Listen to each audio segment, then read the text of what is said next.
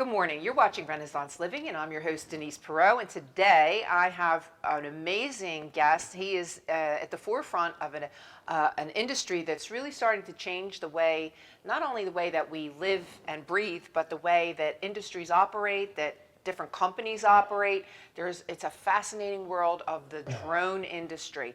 I'd like to welcome Scott Buell of Latitude 360. He's the president and founder of this new company, and he's going to tell us all about the drone industry. And we're going to do a demonstration too, so I'm very excited to have you. Yeah. Scott, welcome to Renaissance Living. This is good to be here. Such a pleasure to have you here today. It's a very exciting industry that you've stepped into, and let's talk a little bit about your background. How did you get into the drone industry? So that's a really great question. So for whatever reason, and I don't know why, about 8 years ago, I had a bug to fly a drone. My wife thought I was nuts. She said, "What are you thinking?" I said, "I just want to go fly a drone." That was at the very beginning. This was 7, 8 years ago, and I grabbed a little mini quadcopter. I remember it was a very cold winter, and I grabbed this little, kind of a toy like this, and I took it up and I started flying around the house, and I got real good at piloting this little quadcopter, and I was hooked. Right away. There was no doubt I was hooked. And so real quickly... Would you describe yourself as a technology geek, basically? Anybody that knows me knows that I have to have the latest gadgets. So but you don't have to be a technology geek today. No, you do not. So we're going to talk a little bit about that too. Good point. So you were in the corporate world prior to this, and you just stepped out to do something really creative. Yeah, I did. I was in medical communications of all things. So I was in agency world that provided agency services to pharmaceutical companies, so healthcare for almost 20 years. Wow. And I decided to pursue my passion, which is drones, and stepped out on my own and created Latitude 360. So you really epitomize Renaissance living, and we always talk about reinventing yourself, pivoting in life.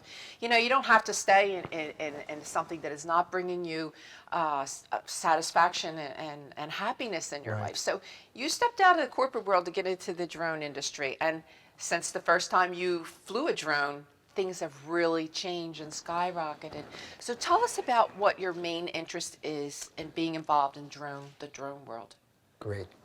When I first started Latitude 360, the idea was to be a videographer.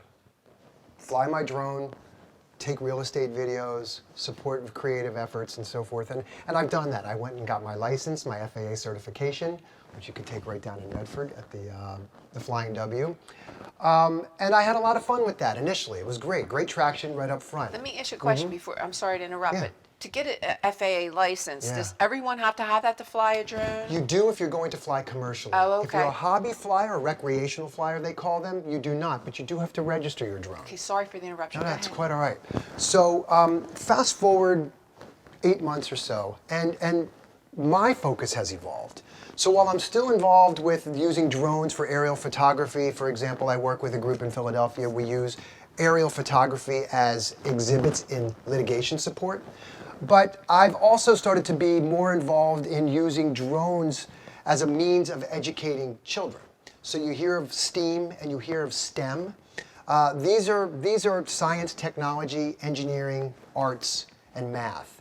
And drones are a way of capturing a child's attention, getting their attention, and then using these drones. This is so cool because kids are like addicted to their screens. So this gets them out of the screen world and into... Well, it gives them a little bit of both. Yeah. So it pulls on that, right? And as a pilot, what I saw is every time I was out flying, if a kid saw me flying, they stopped me.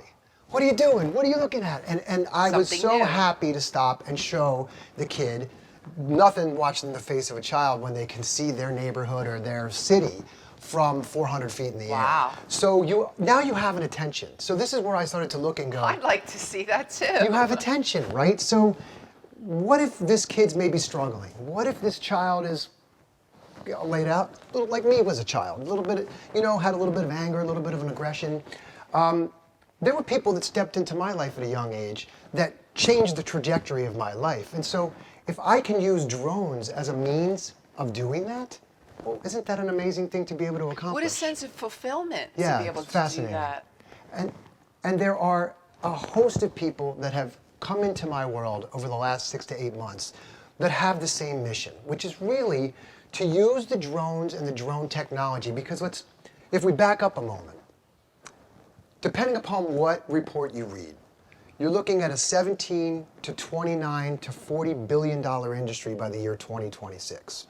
So we talk about workforce development. So when you engage children at a very young age, you have them coding these drones, so programming, getting them tinkering, so you're looking at engineering.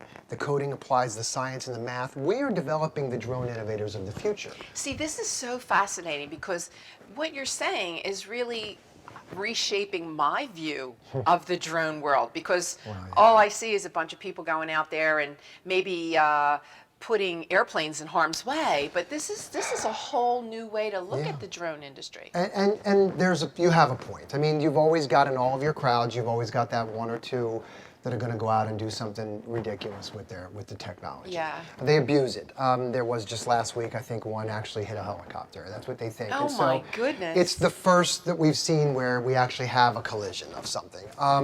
Maybe that person wasn't licensed. Maybe not. And the FAA is looking at this kind of stuff. And so, but there are a tremendous amount of opportunities to use these for good.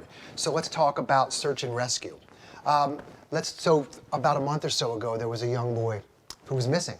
And an operator had a model like this that just happened to have a thermographic heat camera on the front of it. Oh my goodness. And he took it up over the woods and was able to see this child's body heat and rescued this boy. So it saved that child's life. That's amazing. So search and rescue are using drones like this to help them find, if you have to go into an early intervention, EMS, they can live stream, look at what's happening down on an accident site. So there's a lot of applications that drones are now saving human lives, to be honest with you, and they're not taking jobs, they're creating new jobs, if you really look at it from the right perspective. Well, why would someone think that that was taking a job? Let's look at a surveyor who's typically used to doing ground surveillance, and now there's somebody who can do something like out of an app that can But take a wouldn't that drone enhance over. the surveying It does. industry? It actually becomes a tool for them. Yeah, I would think that. I wouldn't see that as a detriment. And you raised the point of people tend to think about drones as an invasion of your privacy. And again,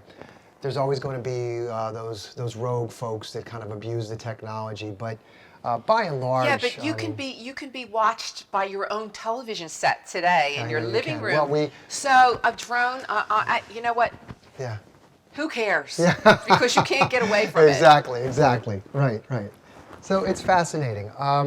So what I like to look at again is we're using these drones in multiple platforms. So let's back up a little bit. So we look at them in the schools. So I like to bring the club programs, so after school, in school, Saturday programs. So that's your main focus right now? Let's look at, there's like 3 different buckets of where I'm playing right now. So one of these is looking at the club scene, talking about using these micro drones and getting kids at very young ages, K through 12, up to high school even, engaged in drone programming, drone coding, and using that as also an opportunity, at least that's my passion, to help make a difference in a child's life so you can intervene. But you are looking at workforce development. That makes it so worthwhile. Before we go any further, would you do me a favor and give our viewers your contact information? You can put that camera right over Absolutely. there. So you can visit my website at latitude-360.com, or you can reach me at scott@latitude-360.com.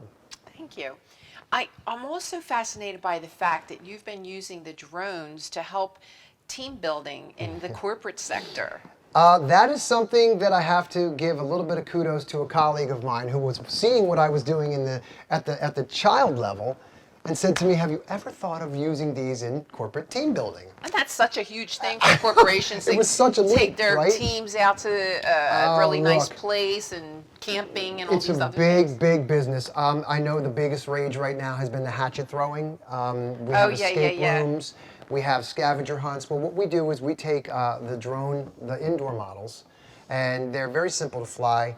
We customize each program. I'll bring adults, listen, anywhere from 35. How simple is that? Can you show us how that works? Look. In this particular, so these are a little larger.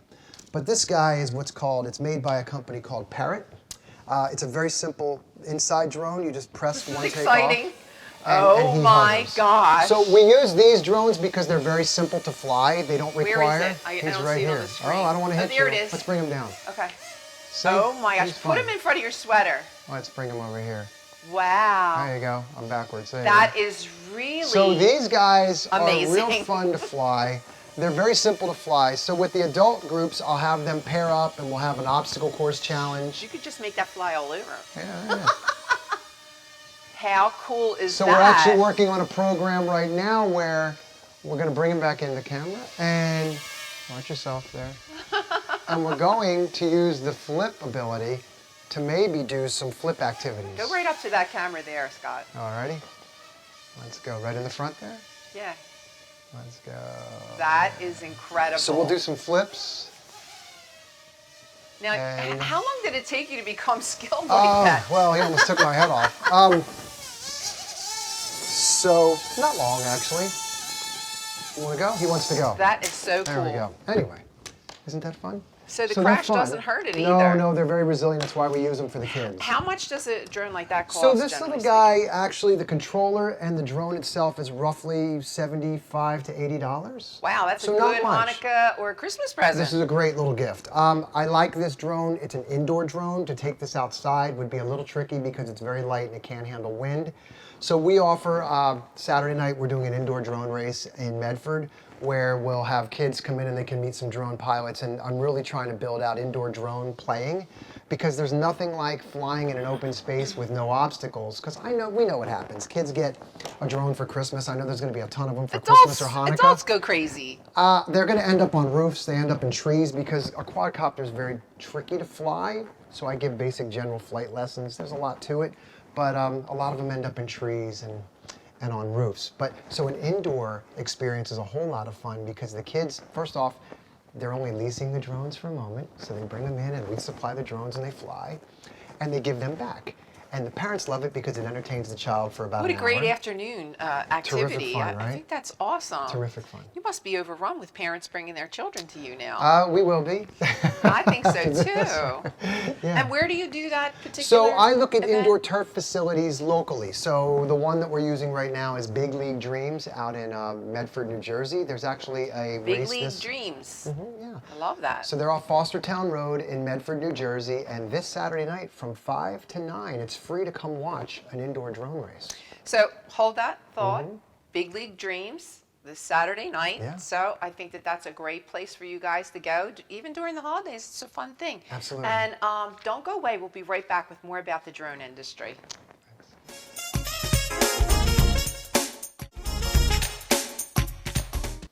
So we're back with Scott Buell of Latitude 360, and he's leading the pack in the drone industry in the South Jersey area. And we were just talking a little bit about STEM and STEAM and how these verticals are helping children to become proficient in using drones and team building skills in the corporate sector. There's so many applications for the drone industry, and Scott, I applaud you for taking that step for leaving your business to reinvent yourself. Oh, thank you. I think that is number one on Renaissance living. You know, you have to find something that's really you're passionate about, so that you can enjoy your life because you have one life to live. That's true. And you just exude that passion about this business.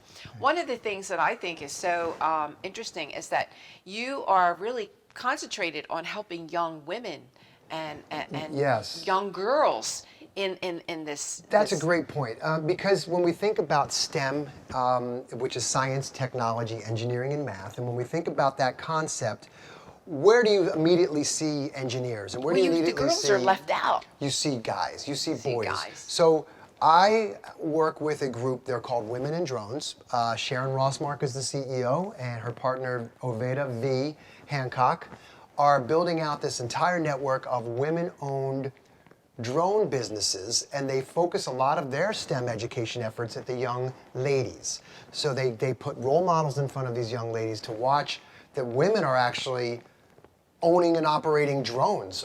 Let's look at UPS, for example. They were just given very recently the FAA's first drone airline license to actually fly drones commercially. Congratulations, UPS. Well, for the young ladies out there, their flight forward pilot crew is all female. There's not a guy on the team. Now that's huge. So when you see guys and gals operating drones, those drones that are going to be delivering medicines in partnership with CVS are being operated by an all-women crew. This is huge. It's very big. And if you're not in the STEM vertical and reading science journals and what's happening in this field, you're really not aware, because I had no idea Right. that UPS got that qualification. That's or, right. Or that CVS is a partner in drone technology. Yeah. That's amazing. It is amazing. Again, I said it earlier, it's $1 billion of industry. So, Yeah, and that just proves that the applications, there's multiple applications. so we want the children to be engaged, and truthfully, there's nothing that stops them in their tracks like a drone. And you know, we can't leave out the arts. So STEM has been converted to STEAM, which puts the arts, the A, in STEM, because there's something to the arts. That makes total sense. I'm a drone pilot. I love the videography and the cinematography aspect of flying a drone. It's one of the things that attracted me to it in the first place, was being able to capture aerial images and Yes, video. and a friend of mine used you for their services with their real estate company, Bill and Jackie Souders. They absolutely did. So I Yeah, think their that's video amazing. might be up on my website Yeah. somewhere. We'll see. That's such a small world. We have some images that we'd like to share with you. Sean, could you do me a favor and show our first image? Oh, there you go. So Look this at is these kids. so this is a day I spent at the Camden Promise Charter School. Jessica, the science teacher there, brought me in. She's phenomenal, and I spent the day. That's a forward thinker. Oh, she's terrific, and the kids were great. I was probably in 8 classrooms over the course of the day. Oh my so I gosh. learned my pitch. I was able to perfect my pitch to the children, and they were tough cookies. When I told them I flew drones for a living, and then I told them I actually got paid to do it, the first reaction was, well, how much? So I thought that was funny. So these the little kids, capitalists these little are already capitalists trying to bang already, on it, right? You know, little gals like, how That's much? good. So you can see on their faces the fun that they had, and this is what I mean. You know, what could be more rewarding than that? That Look says at it those all. happy faces. And those children are the workforce of our future. And Absolutely. there's plenty of opportunity for them in this, whether they're flying them, whether they're building them, or whether they're coding them, programming. Coding is a big field It's too. huge. Yeah. If the robotics and engineering, it's insane the opportunity that these children will have. And so if a little toy drone like that can spark that kind of passion in those children, just imagine the opportunities now they have in front of them. That's very exciting for me, because I worry about our future. You know, especially I'm a baby boomer, Yeah. and you know, you worry about what's going to happen to the youth of this country and where they're headed and everything, and that this is such a positive Yeah. thing. They're going to be just I fine. applaud you. Do we have any more images, Sean? Do we have any more? Okay, here you so go. this is actually now we're gonna age up here a little bit, and we're going to look at, this is a program I ran up in North Jersey with a group of pharmaceutical executives. So we were talking about ages from 35 up to 65 years old.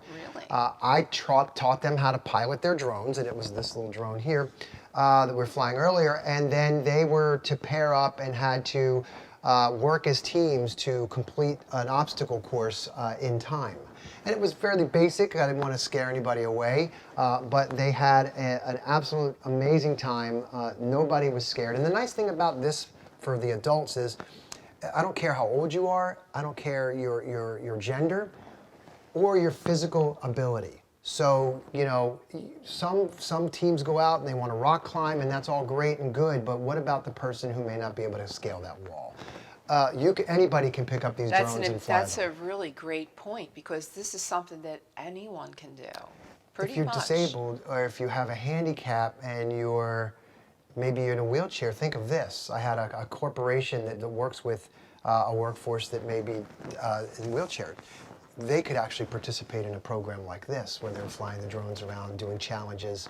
There's all kinds of applications. No two programs that we develop in the corporate team building are the same. I like to look at what the objectives are. Well, of course, everybody's got a different And use the MO. drones as a tool, Yeah, right? yeah, So what yeah. are you trying to accomplish? And let's work the drones let's back into that, if you will, versus just, hey, let's just fly drones for So that's fun. a really important point for our viewers. If anyone's out there in the business community and you're looking for a way to initiate team building skills, this is the perfect opportunity, because you can scale it to any situation Absolutely. in any vertical for any type, any human, Yeah, any human. And who doesn't like to fly drones? And it's indoors, so as we're approaching the cold winter months of January, February, March, and you're looking for an indoor activity, it's great. It's great.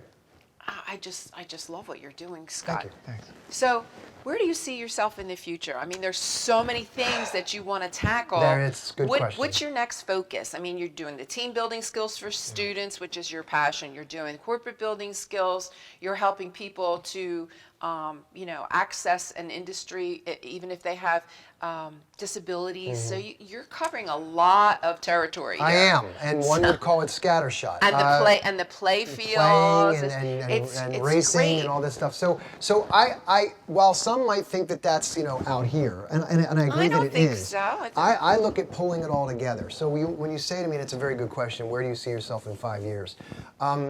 My vision is truly to open, to put all of this under one roof, and I mean that quite literally. So you would have like your own drone playscape. Absolutely. Yeah, I think that's a good idea. And so you can do corporate team building, you can have a STEAM lab. I think that's a great idea. You can have training for people that want to become certified So pilots. the schools can come to you. They can come to us. And that's a really great point, and I'd be remiss if I didn't mention this. So part of the STEAM and STEM initiative that we're undergoing is I've collaborated with 3 gentlemen. I'd be remiss if I didn't mention them: Justin Shafir, Lionel Durant, and my man Tony Reed, who's doing amazing STEM stuff up in North Jersey and the New York area. They have a vision to create the Magic Cool Bus, which is a giant RV lab on wheels it's a STEM on Wheels program that comes rolling into your schools. Again, you can visit my website to learn more about that or to contact me directly. And what is it called again? It is the Magic Cool Bus. And the you can Magic Cool Bus. I love that. Go to magiccoolbus.org to direct right there, or you can actually contact me if you have any more questions. That's great. And so that's something I really want to be involved in as well. And I look at having a facility that operates almost like the space station to their space shuttle. I think you should think about going on to Shark Tank or something like that, so that you can get the support that you need. Because this could be like a national, eventually global. When you get ready, I think you should go on Shark Tank.